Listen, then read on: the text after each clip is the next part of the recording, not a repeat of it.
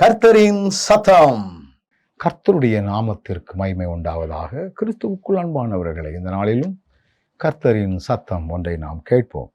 எசேக்கியேல் தீர்க்கதரிசியின் புஸ்தகம் 25வது அதிகாரம் 17ஆம் வசனம் சொல்லுகிறது, உக்கிரமான தண்டனைகளினால் அவர்களில் கொடியதாய் பழி வாங்குவேன்.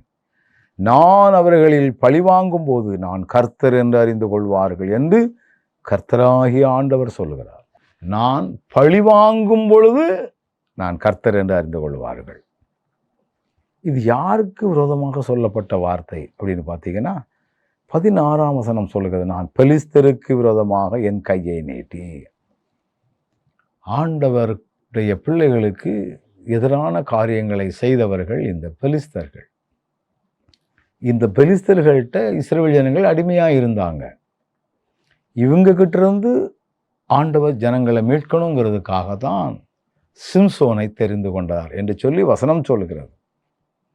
ஆண்டவர் என்ன சொல்றாருன்னா, உக்கிரமான தண்டனைகளினால் அவர்களில் கொடிதாய் பழி வாங்குவேன்.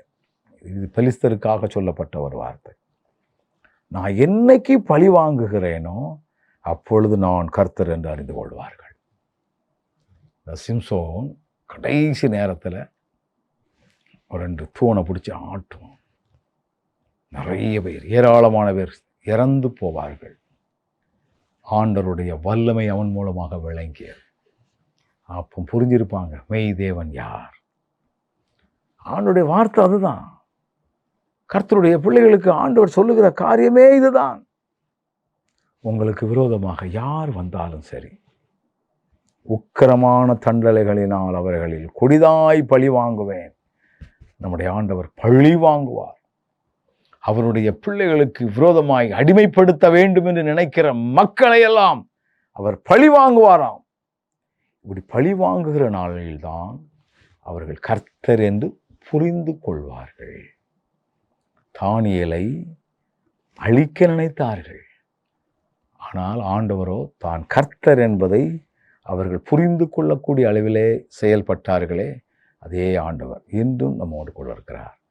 நல்ல ஆண்டவரே, எங்களுக்காக நீர் செய்கிற காரியம் மிக ஏராளம். இதை உணர்ந்து வாழ எங்களுக்கு கிருபை தார். இயேசுவின் நாமத்தில் ஜெபிக்கிறோம் நல்ல பிதாவே, ஆமென்.